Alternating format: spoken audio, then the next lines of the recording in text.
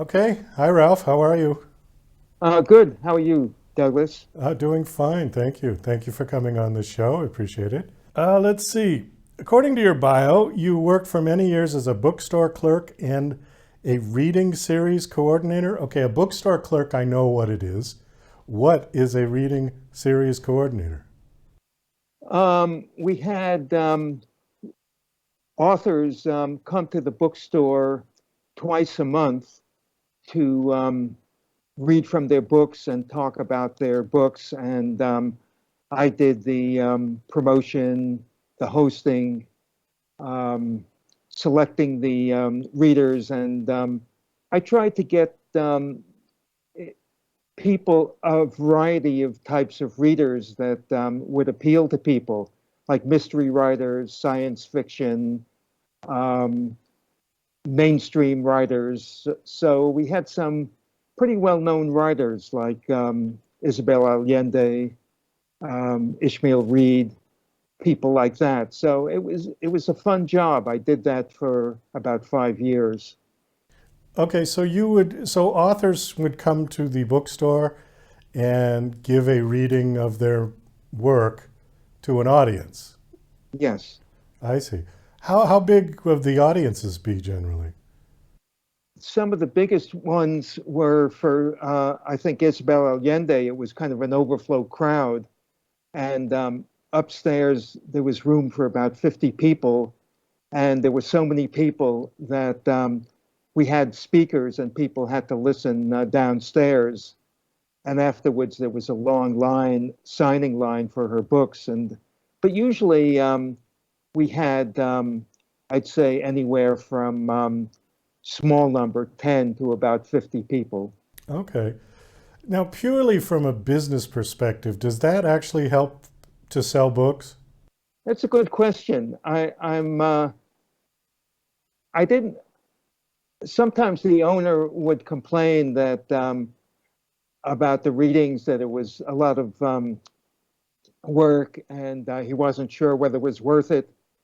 Um, but at the same time, he gave me bonuses for doing it. So I'm not, I'm not sure what the bottom line was for that.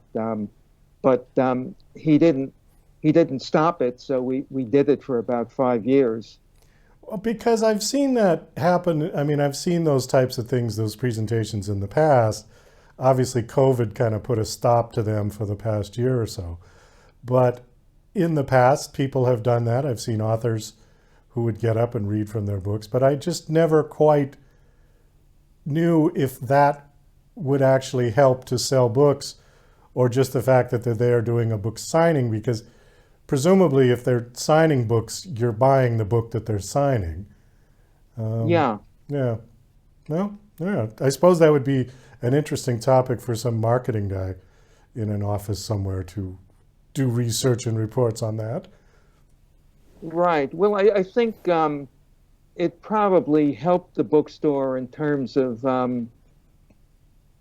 spreading the Traffic. reputation of the Yeah. store, getting it better known, and seeing it as a cultural center. So my sense is that overall, it probably did help the bookstore, and maybe indirectly. So you were doing that, and now currently you're working as what are you doing now? Are you writing full time? Um, I'm a get editor, occasional ghostwriter, and writing coach. So I basically help people with their writing projects. Most of what I've been doing has been editing, and sometimes I help a poet put a book together, like edit their poems and then select. And my wife helps people with self-publishing. So I've done a few projects like that, and I've edited fiction, memoirs, nonfiction. Occasionally done some ghostwriting for people. So different help with different types of writing projects, basically. And then on my own, I write poetry and occasional articles. Can I ask you one quick question about ghostwriting? That concept has always intrigued me. Yeah, sure. A ghostwriter, just for people to know what it is. I would pay you to write a book for me, and I would put my name on it. Is that correct? Right. Yeah, a ghostwriter isn't listed on the cover, and a co-author is. Yeah, written with means a co-author, and ghostwriter doesn't get any credit on the cover. Yeah. Right. And that's been a perfectly acceptable practice for a long time, hundreds of years, I think, that people Yeah, yeah. A have lot been of ghostwriting. celebrities have ghostwriters, and also experts in different fields. Yeah. Okay, so that it's a perfectly acceptable practice. On the other hand, I don't think one can hire a ghostwriter to write their thesis for a doctorate. I think that would be considered plagiarism. Yeah, I agree. Yeah. So why is there a distinction? Why is there a difference? That's a good question. I have to reflect a moment on that. Okay. Uh, the person who's the expert or the author um, gets full credit because they are providing the content, the expertise. And I think for a doctorate, it, they're supposed to be the writer as well. So I think that would be not quite kosher. Maybe that's the distinction. Okay. Well, I always thought that it should be perfectly allowed for somebody to have a ghostwriter for their thesis, provided that you could back it up in the oral. And Hmm. I don't know. That's just my own personal opinion, but Huh. apparently that's it's not allowed. So I don't know. Again, discussion for another show, I'm sure. So let's get to your book. You've got a book Okay. out called "At Work on the Garments of Refuge." Yes. Tell us about your book. Well, I wrote the book basically to honor my friend Dan Marlin, who died in 2017. And we were close friends for almost 40 years. We met at the Oakland Maine Post Office in the late 70s, started a writing group together, which is still going on, by the way. And I started out as a prose writer. And when I started writing poetry in 1990, he basically mentored me to become a poet because he was an excellent poet. And so we basically had this really close writing relationship where we gave each other feedback in the writing group and helped each other with develop as poets. And when he died, I felt he had a lot of unpublished poems that I didn't want to get lost. I wanted to save them for an audience, a readership. So I decided to publish his poems along with mine, and he was an artist as well. So I also wanted to include his artwork, which is on the back and front cover and inside the book. So I really felt pleased to be able to put this book together. Um, a colleague of his sent me a whole bunch of his poems, which made it easy for me to include his poems in the book. Um, so that's the basis of the book to honor him because he was an excellent poet, and I want people to read his work and mine too. But I felt this was really an opportunity to honor him.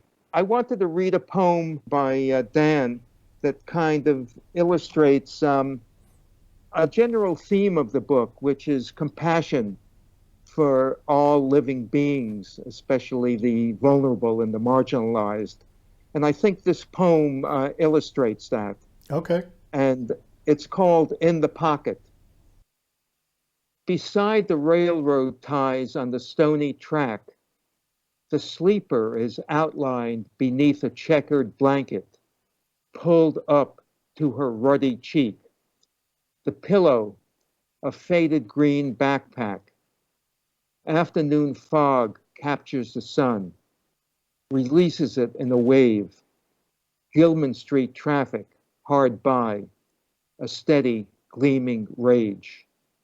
An old black watch cap near the sleeper's head, and a wrinkled square of brown cardboard bearing a message. Anything will help. God bless. Yes, you've read it 100 times before. Pleading nailed to the city's wild door. What God, you ask yourself, abandons the living here at the edge? And then, as sunlight slips again from fog's hand, an answer comes. God dwells in your pocket, man.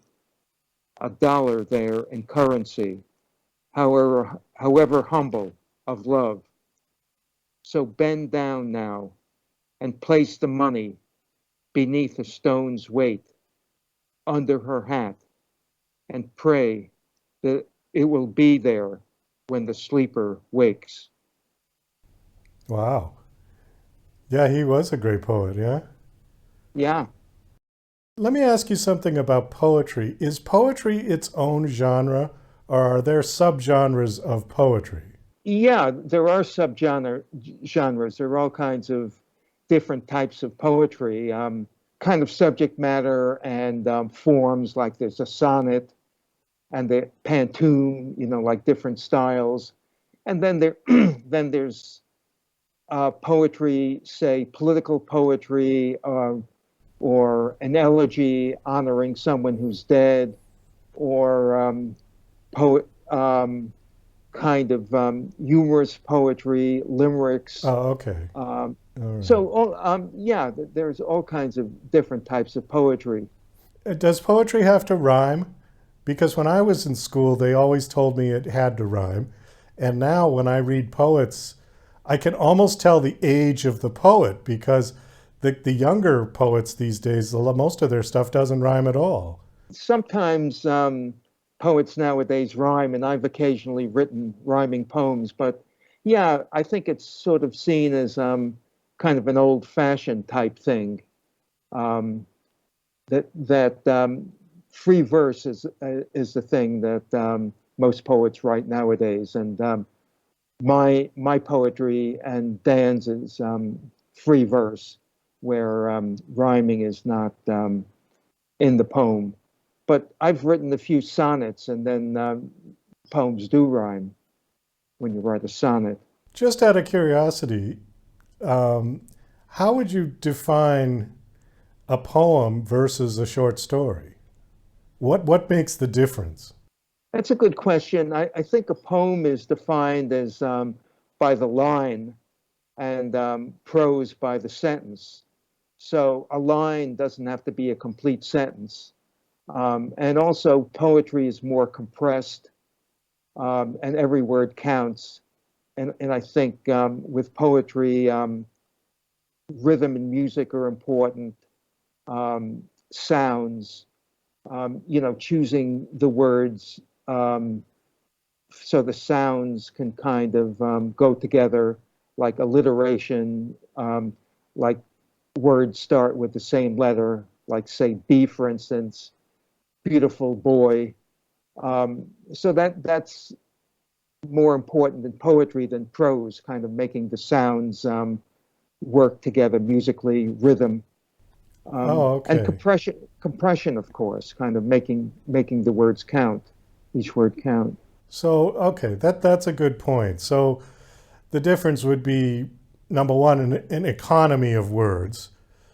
And the second thing would be a rhythmic flow to the way it would be written and uh, voiced, as opposed to a short story, which could essentially be anything as long as you're telling the story. You can have as many variations and ands and thes and conjunctions and clauses and Right. forever, right? Okay. Yeah. Okay, well, we do have to kind of wind this down. Do you have a website that you want to give out where people can check out the book and check you out? www ralphdranow.net. RalphDranow.net. Okay, great. Well, Ralph, thank you for coming on the show. It was nice meeting you, nice talking to you. Sorry to pick your brain with all those technical questions, but Mm, when I get somebody on who looks like they know the answer, I go for it. Okay. Okay, Ralph, thank you again.